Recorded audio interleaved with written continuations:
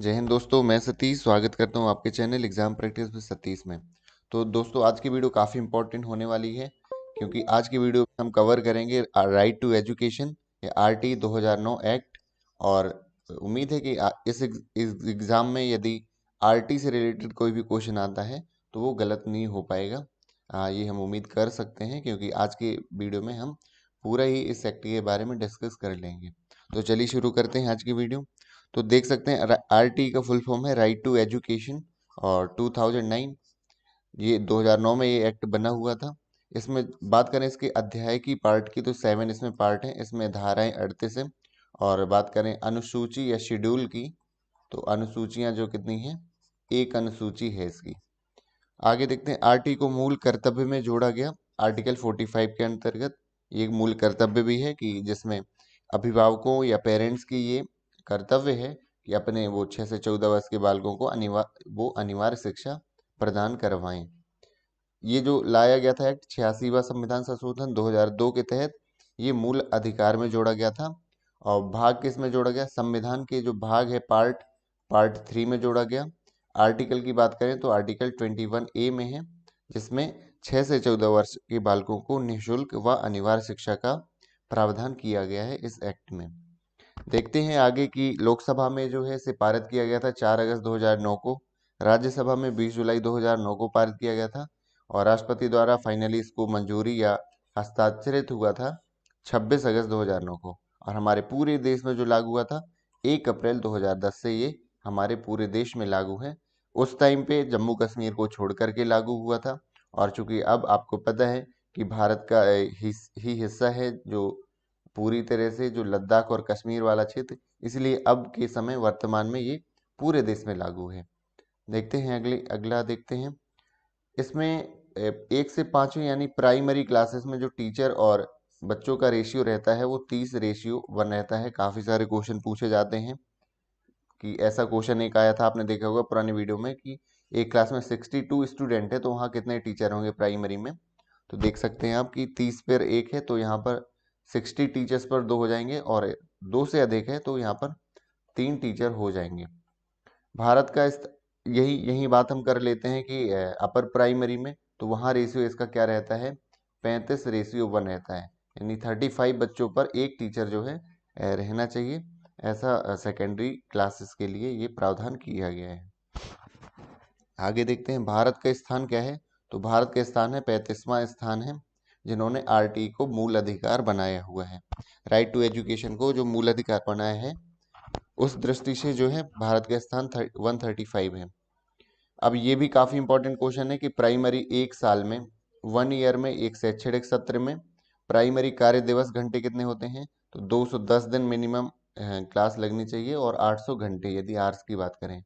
Upper primary में secondary classes में 220 दिन और 1000 घंटे जो है की बात की गई है आरटी एक्ट में।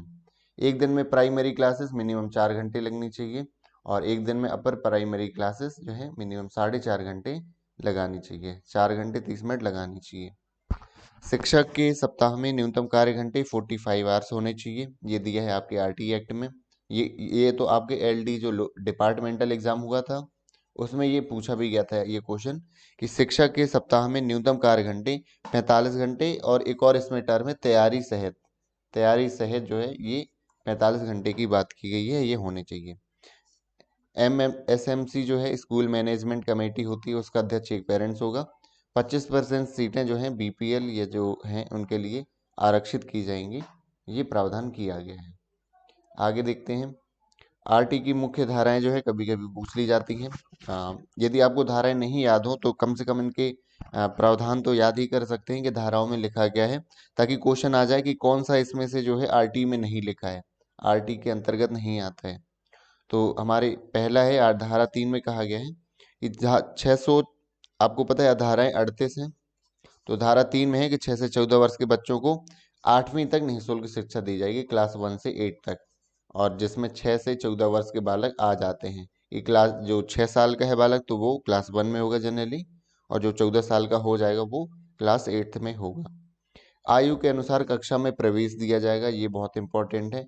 इसका मतलब 6 साल का है तो 1 में, मान लीजिए कभी स्कूल नहीं गया वो और उसकी एज 8 साल है या 9 साल है, तो 8 साल वाले को कितना दिया जाएगा, 6 में आप 2 प्लस करेंगे तो 1 में 2, थर्ड क्लास में उसे प्रवेश दिया जाएगा यदि बच्चा कितने साल का है, 8 साल का है। एक विद्यालय से दूसरे विद्यालय में ट्रांसफर को बालक का अधिकार होगा। यदि वो चाहे किसी भी सेशन के बीच में वो अपना नाम दूसरे स्कूल में लिखवा सकता है। स्कूल उसे टीसी देने से, ट्रांसफर सर्टिफिकेट देने से मना नहीं कर सकता है। आगे देखते हैं, धारा 6 में लिखा हुआ है कि कक्षा 1 से 5वीं प्राइमरी के लिए 1 किलोमीटर के अंदर जो स्कूल होना चाहिए और कक्षा 6 से 8वीं तक के लिए 3 किलोमीटर में विद्यालय की व्यवस्था होनी चाहिए। धारा 10 में पेरेंट्स के, माता पिता के कर्तव्य दिए हैं, ड्यूटीज दी हैं। धारा 12 में दी है कि 25% सीटें जो हैं गरीब, दुर्बल व वंचित वर्ग के बालकों के लिए आरक्षित की जाए। यहाँ रिजर्वेशन की बात करी गई है कि 25% रिजर्वेशन होगा आपके प्रत्येक स्कूलों में। आगे देखते हैं कि विद्यार्थी से किसी प्रकार का डोनेशन नहीं लिया जाएगा और कैपिटेशन फीस नहीं ली जाएगी। माता पिता को किसी प्रकार का साक्षात्कार नहीं होगा। कई स्कूलों में देखा होगा आपने, सुना होगा कि पेरेंट्स का भी इंटरव्यू होता है उनके बच्चे के एडमिशन के लिए, तो वो सब बिल्कुल नहीं होगा हमारे भारत देश में। विद्यार्थी को विद्यालय से निष्कासित और रोका नहीं जाएगा जब तक कि वो प्राथमिक शिक्षा पूरी ना कर ले। आरटी की धारा 17 में कहा गया है कि विद्यार्थियों को किसी भी प्रकार का दंड नहीं दिया जाएगा, कोई भी पनिशमेंट नहीं दे सकते हम। प्रत्येक विद्यालय में एसएमसी, स्कूल मैनेजमेंट कमेटी का गठन किया जाएगा, ये अनिवार्य है। अध्यापक की योग्यता, एलिजिबिलिटी का वर्णन दिया है धारा 23 में। और टीचर्स की ड्यूटी का जो है डिस्क्राइब किया गया है आर्टिकल, जो धारा है, धारा आपकी 24 में। आगे देखते हैं, शिक्षक को जो जनगणना है, धारा 27 में कहा गया है कि टीचर्स को जो जनगणना, सेंसस, आपदा राहत, डिजास्टर मैनेजमेंट, इलेक्शन ड्यूटीज के अलावा और कहीं नहीं लगाया जाएगा। आपने देखा होगा इन्हीं 3 जगह पे टीचर्स की ड्यूटी लगती है। कोई भी टीचर निजी प्राइवेट ट्यूशन नहीं पढ़ा सकता है, करवा सकता है, वो धारा 28 में कहा गया है। पाठ्यक्रम के सर्वांगीण विकास पर बल, जो करिकुलम जो है होलिस्टिक डेवलपमेंट पर बल देती है। वैल्यू बेस्ड एजुकेशन होनी चाहिए हमारी, मदर टंग में, मातृभाषा में शिक्षा। और एक्टिविटी बेस्ड जो है टीचिंग होनी चाहिए, इस पर बल दिया गया है धारा 29 में। 8वीं की बोर्ड परीक्षा अनिवार्यता की समाप्ति कर दी गई है धारा 30 के तहत। आपको पता होगा पहले जो बोर्ड क्लासेस होती थी 8वीं का, पेपर बाहर से आता था, उसकी कॉपियाँ चेक होने बाहर जाती थी। अब इसको लोकल एग्ज़ाम कर दिया गया है। इसका मतलब एक ही स्कूल में सारी जो है कक्षाएं और उसकी परीक्षाएं संपन्न करा ली जाती हैं। आगे देखें, धारा 38 जो कि लास्ट धारा है, अंतिम धारा 38 में ये कहा गया है कि राज्य सरकार अधिनियम में अपनी व्यवस्था के अनुसार आवश्यक संशोधन कर सकती है। उनकी जैसी व्यवस्था होगी, जैसी सिचुएशन होगी, जैसी भौगोलिक स्थिति है, उसके अनुसार इस अधिनियम में संशोधन कर सकती है। तो आरटी की मुख्य बातें क्या हैं, इसमें से मोस्टली आपने पढ़ ही रखा होगा, फिर भी बता देता हूँ कि जो 1 किलोमीटर जो प्राइमरी स्कूल है उसमें 1 किलोमीटर के अंतर्गत होना चाहिए और 3 किलोमीटर के अंतर्गत माध्यमिक स्कूल होना चाहिए। यदि स्कूल प्रोवाइड नहीं हो पाता है तो इस स्कूल में स्कूल के लिए या तो हॉस्टल की व्यवस्था या फिर वाहन की आने जाने की व्यवस्था करवाएगी गवर्नमेंट या प्राइवेट स्कूल। आगे देखते हैं, बच्चों को स्कूल में दाखिला देते समय स्कूल या किसी प्रकार का अनुदान नहीं, डोनेशन नहीं मांगा जाएगा। माता पिता से का इंटरव्यू नहीं लिया जाएगा और यदि ऐसा किया जाता है तो उसके लिए भारी पनिशमेंट का प्रावधान किया गया है इस एक्ट में। जो विकलांग, दिव्यांग बच्चे हैं उनको भी मुख्य धारा से जोड़ने के लिए नियमित स्कूल से शिक्षा प्राप्त कर सकते हैं, आपने पढ़ा होगा। इसी को तो हम इंक्लूसिव एजुकेशन या समावेशी शिक्षा कहते हैं। दूसरा, यदि किसी के पास कोई डॉक्यूमेंट नहीं है, कागज की कमी के कारण एडमिशन लेने से रोका नहीं जा सकता है और पूरी प्रवेश प्रक्रिया में प्रवेश करने से मना नहीं, कोई भी स्कूल जो है किसी बच्चे का एडमिशन लेने से मना नहीं करेगा, ये कहा गया है इस एक्ट में। और बच्चे को कोई भी आपका एंट्रेंस एग्जाम देने को नहीं कहा जाएगा। आगे देखते हैं, किसी भी कक्षा में फेल करके रोका नहीं जाएगा। आपको पता है आपका 1 से 8th क्लास तक जो है यदि फेल भी हो जाता है तो भी उस बच्चे को प्रमोट किया जाता है। और यदि बच्चा मान लीजिए 4th क्लास में फेल है और 5th क्लास में एंट्री करेगा तो उसको 4th क्लास का भी एक ब्रिज कोर्स के तहत उसे पढ़ाया जाएगा। आगे देखते हैं, स्कूल में शिक्षकों कक्षाओं पर्याप्त मात्रा में संख्या रहेगी, 30 बच्चों पर एक शिक्षक प्राइमरी के लिए और प्रिंसिपल के लिए एक अलग कमरा उपलब्ध कराया जाएगा। कोई भी शिक्षक शिक्षक या निजी शिक्षण गतिविधि नहीं चलाएगा, पर्सनल कोई कोचिंग ट्यूशन नहीं चढ़ाएगा। स्कूल में गर्ल्स बॉयज़ के लिए अलग टॉयलेट की व्यवस्था की जाएगी, ये कहा गया है आपके इसमें मुख्य बातें में आरटी में कहा गया है।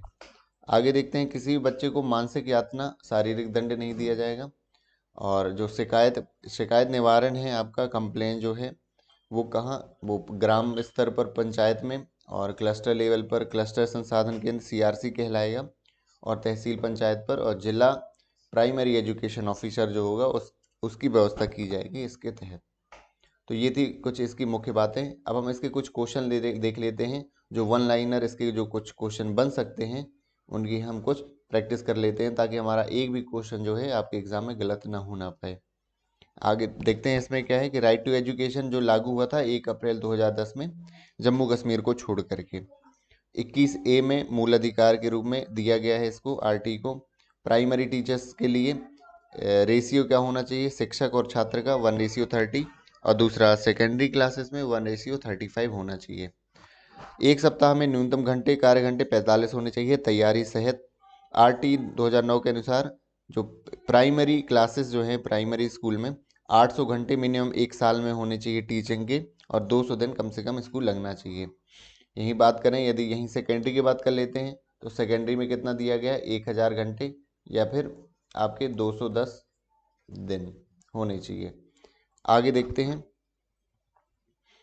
निःशुल्क एवं अनिवार्य शिक्षा के अधिकार किस तक रखा गया है, तो ये थोड़ा सा मिस्टेक है, 6 से 14 वर्ष तक के बच्चों के लिए ये अधिकार है।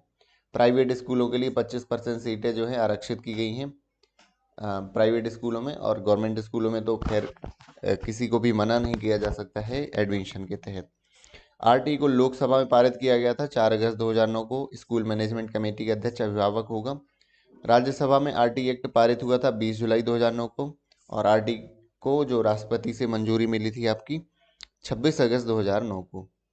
अब बात करें, यदि 150 से अधिक बच्चे हैं तो उसके लिए क्या प्रावधान है, तो उसके लिए प्राइमरी में यदि 150 से अधिक बच्चे हैं तो उसके लिए 150 में आप 30 से डिवाइड करेंगे तो 5 आएगा, 5 टीचर्स आएंगे और एक एचएम आ जाएगा। प्राइमरी के लिए ये है कि 150 यदि से बच्चे अधिक हो रहे हैं तो वहाँ पर क्या हो जाएगा, एक प्रिंसिपल की, एक एचएम की नियुक्ति हो जाएगी। वहीं बात करें यदि 6 to 8 मिडिल स्कूल की, तो वहाँ टीचर्स का रेशियो होना चाहिए 35:1, और कितने बच्चे होने पर प्रधानाध्यापक की नियुक्ति होगी, 100 से अधिक बच्चे होने पर। 100+ बच्चे हैं तो नियुक्ति हो जाएगी एक प्रिंसिपल की सेकेंडरी क्लासेस में। अब यदि कक्षा 1 से 8वीं तक यदि प्रवेश दिए गए सदस्यों या बच्चों की संख्या 200 से अधिक है तो अनुपात क्या होगा, तो ये भी याद रखना है। पहले तो नॉर्मली तो आपका प्राइमरी के लिए 30:1 है, 35:1 है, लेकिन यदि 200 से अधिक बच्चे हो जाएंगे तो वहाँ पर रेशियो आपका 40:1 हो जाएगा, प्राइमरी के लिए भी और आपका सेकेंडरी के लिए भी ये दे रखा है। इसीलिए आपने देखा होगा कि जो केंद्रीय विद्यालय में रेशियो जो रहता है वो 40:1 रहता है, पर्याप्त संख्या रहती है बच्चों की। आगे देखते हैं, उच्च प्राथमिक स्तर पर न्यूनतम शैक्षणिक घंटे कार्य दिवस होंगे, तो ये मैंने 210 बता दिया था, ये करेक्ट है आपका, 1000 घंटे या 220 दिन। और प्राइमरी के लिए 800 घंटे या फिर 200 दिन होने चाहिए एक शैक्षणिक सत्र। शैक्षणिक सत्र का मतलब है जब से स्कूल प्रारंभ होता है, नया साल 1 अप्रैल से स्टार्ट होता है आपका और 31 मई तक, इसमें जो है आपकी 1000 घंटे 220 दिन होने चाहिए। यदि एक विद्यालय में 240 बच्चे हैं तो कितने टीचर्स होंगे, ये आ सकता है क्वेश्चन, क्योंकि इस तरह के क्वेश्चन आ रखे हैं आपके पुराने एग्जाम में आपके केवी के, और अभी आपका डिपार्टमेंटल में भी इस तरह के क्वेश्चंस काफ़ी पूछे गए हैं। तो आपको पता 240 से अधिक यदि हैं बच्चे तो वहाँ रेशियो 40 का हो जाता है, 40 से डिवाइड करेंगे तो 6 आ जाएगा, तो 6 टीचर्स की अपॉइंटमेंट किया जाएगा ऐसे स्कूल में। आगे देखते हैं, प्रतिदिन प्राइमरी टीचर्स को 4 घंटे पढ़ाना होगा, और जो एक अध्यापक उच्च प्राथमिक स्तर उधर 4.5 घंटे, 4 hours 30 minute जो है आपको पढ़ाना पड़ेगा। बच्चों को शारीरिक दंड देना प्रताड़ना से मना किया गया है, धारा 17 में किया गया है। आगे देखें तो आरटी का ऑफिशियल नेम क्या है, ये जरूर पूछा जा सकता है कि फुल फॉर्म क्या है, तो the right to child to free and compulsory education act 2009, या हिंदी में देखें निःशुल्क और अनिवार्य बाल शिक्षा का अधिकार अधिनियम 2009, ये पूरा नाम है आरटी का।